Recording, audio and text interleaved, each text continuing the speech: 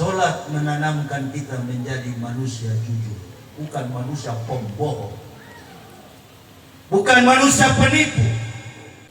Retaknya hancurnya negara ini, bahkan agama ini, karena terlalu banyak human interest, kepentingan.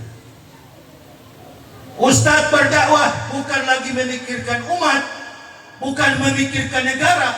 Jadi kalau dianggap kami ini ustadz radikal, pemerintah kita lawan, tidak.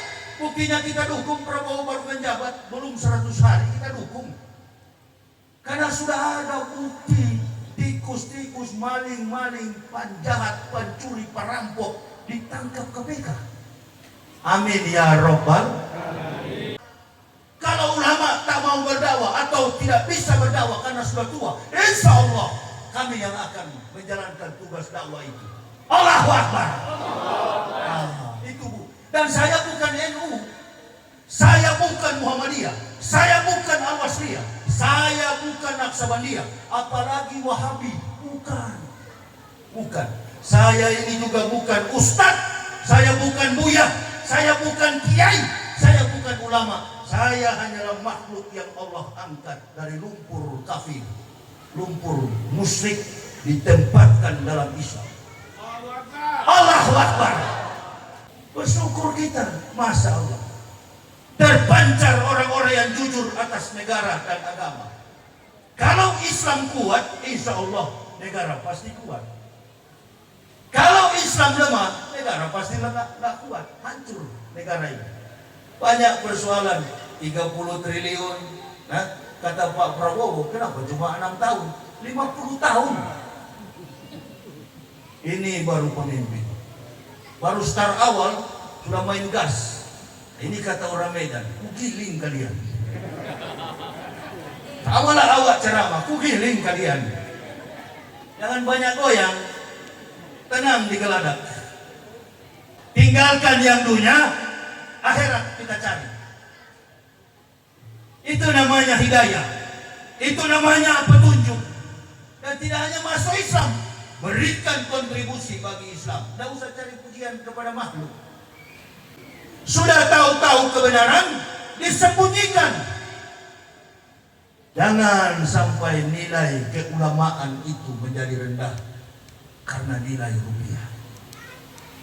Ini kadangkala yang membuat kita tidak sanggup. Sholat kita laksanakan, tapi belum berjumpa. Esensial makna daripada sholat ini bukan hanya takbir Allahu Akbar, menggugurkan wajib 5 waktu sudah. Enggak. Mau susah, mau bahagia, mau menderita, Islam tidak menjanjikanmu dolar, Islam menjanjikanmu surga. Sholat inilah yang memberikan kepada kita ketenangan. Tadinya Medan akan gempa 6, sekian skala Richter. Saya sempat rasakan kemarin goyang sedikit Medan ini. Tapi karena Medan semua orang bersolawat, Ola al-badaru alaina min saniyatil wada wa zabas syukuru alaina mada alilaiza. Kita bersolawat, kita mengagungkan kehebatan kerasulan Nabi Muhammad. Gak ada hari gempa. Nah, silakan orang korupsi melakukan kecurangan, melakukan kejahatan. Beberapa hari yang lalu, 2 hari yang lalu, kami suami istri pulang dari Sampali. Sampali ya? Ya, Masjid Al-Hamid.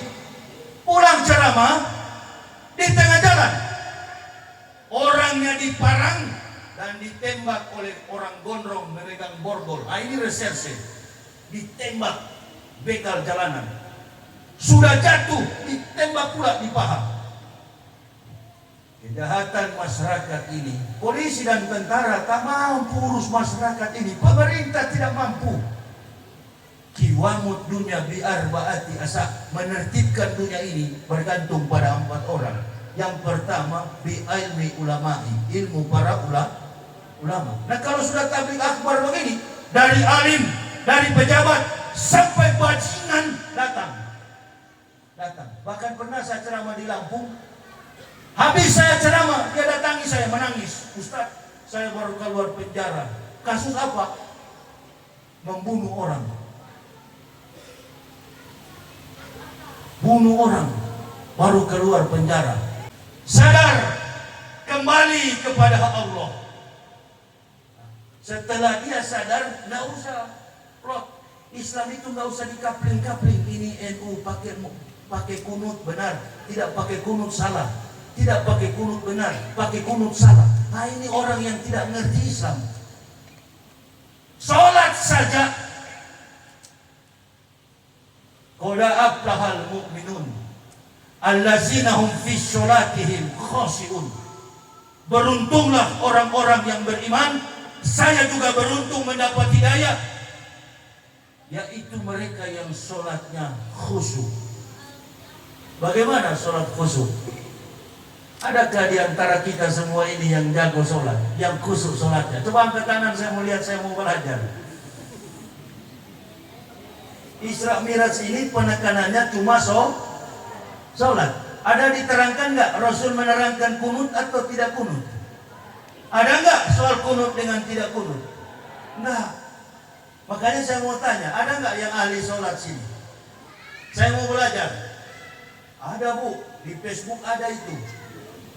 Siapa yang mau sholat khusyuk, silakan mendaftar. Online boleh, offline juga boleh. Ibu-ibu nih banyak yang mendaftar ini. Siapa yang mau sholat khusyuk, mendaftar. Ada yang offline, ada yang online. Ini Ustadz, saya bilang ini Ustadz ini jangan-jangan penjelmaan malaikat maut. Oh, kalau ibadah haji syarat mutlaknya pakai fulus, pakai duit, dan duitnya dalam hitungan dolar, American dollar. Kita umroh bayar juga American dollar. Ya, tapi kalau sholat nggak pakai bayar kawan, nggak pakai bayar, gratis. Ini perintah paling utama. Abdulul akmalu as-sholatu khams. Amal yang paling utama sholat 5 gratis, nggak pakai bayar. Tapi di Indonesia dijadikan sebagai ajang bisnis, sampai sholat pun. Saya paling takut. Di Jambi saya ceramah, ibu-ibu yang bertanya, Ustaz, Isra Miraj, ajarkan kami bagaimana sholat yang khusyuk. Saya bilang, Bu, sedangkan saya nggak khusyuk. Saya sholat tidak khusyuk, wallahi. Ini cahaya neraka ini, lampu.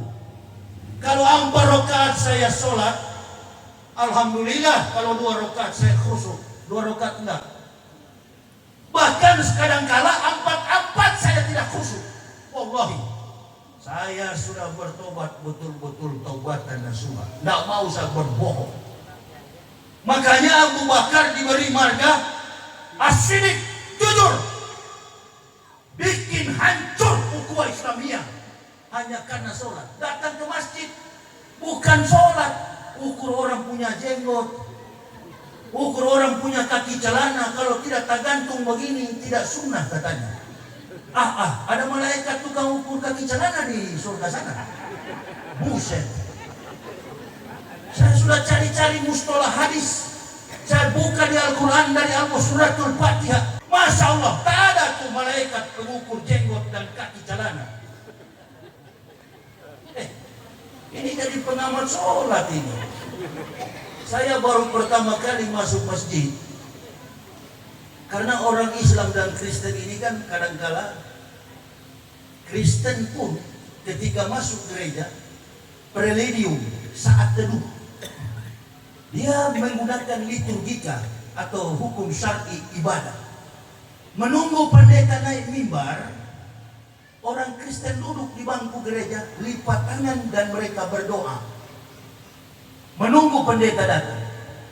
Nah, kalau kita orang Islam masuk masjid, bukan berdoa, tahiyatul masjid. Nah, saya baru habis disunat, ketua MUI bawa sholat Jumat. Pertama kali saya sholat di masjid. Jadi saya duduk di samping ketua MUI. Setiap orang datang di samping, di depan, di belakang, tidak langsung duduk. Saya dan ketua langsung duduk. Orang yang datang sholat dulu. Kebetulan yang di depan saya sholat baru sudah tinggal 1 rakaat. Saya tengok yang lain juga begitu. Masuk sholat. Saya bilang saya tidak sholat tadi. Saya bilang sama ketua MUI, Pak Ketua, saya keluar sebentar dulu ya. Saya mau pipis. Saya keluar, saya tengok-tengok agak lama, baru saya masuk lagi. Dalam keadaan begitu saya masuk lagi, saya sholat. Saya lupa kalau sholat tahiyatul masjid itu 2 rakaat, 2 ronde. Awak mainkan cuma 1 rakaat. Rupa-rupanya di sebelah awak ini ada pengamat sholat. Ada pengamat rupa-rupanya. Innalillahi. Ya. Begitu awak takbir, Allahu Akbar. Memang saya hafal cuma suratul Fatihah dan beberapa ayat pendek, Qul huwallahu ahad. Begitu awak salam, ini pengamat sholat rupa-rupanya ada incar-incar. Habis awak sholat, dia ikut colek. Sholat apa tadi bang? Saya bilang sholat. Dia sholat apa? Sholat? Bapak sholat tadi berapa rakaat? Sudahlah, saya nggak tahu itu. Pokoknya sholat. Ketua MUI dengar. Dia colek di pengamat sholat. Sini kamu. Kamu tahu yang sholat itu Pak Yahya Waloni yang baru masuk Islam. Oh, baru sadar dia. Ibu bapak ketawa ya.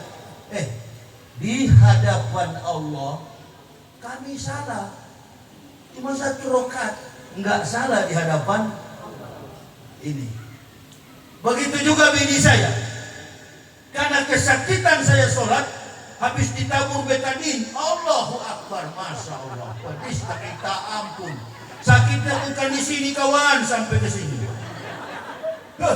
Ini kalau ada kafir dengar, dia nggak berani masuk Islam ini. Makanya orang tanya Rocky Gerung tak masuk Islam Ustaz, saya bilang dia takut disunati. Makanya dia tidak ada bini sampai sekarang. Dia filsuf tapi dia tidak punya istri. Apalah artinya bah? Kata halak bata, tak adalah arti hidup begitu. Saya sholat pertama kali itu, saya suruh istri, kawan, ayo kita sholat subuh. Kita sholat pak, ya kamu jadi imam dulu. Berapa kali pak? Bukan rokaat, nggak tahu istilah Islam karena baru berapa hari, 3 hari masuk Islam. Berapa kali pak? Mainkan 20 kali. Tengok ke mana pak? Sudah kau tengok ke jendela. Pikir saya di mana ada jendela kamar orang Islam itu kiblat. Giling, mainkan 20 kali. Wah, sampai mos-mosan. Wah. Itu Al-Fatihah pun baca begini. Bismillahirrahmanirrahim. Allahu Akbar. Weh, cepat sedikit. Ini sampai subuh besok pagi baru habis ini. Ya baca itu. Baru rakaat ke-7 barangkali. Baru nggak pakai ruku. Memang sholat paling aneh kita dua ini. Jendela menghadap ke sana, kiblat ke sana. Ini dia. Ini sholat yang khusyuk, memang betul-betul khusyuk itu. Allahu Akbar. Yang pernah enteng kasihan. Innamal a'malu bin, itu yang khusyuk, niat yang paling utama. Ini yang paling utama.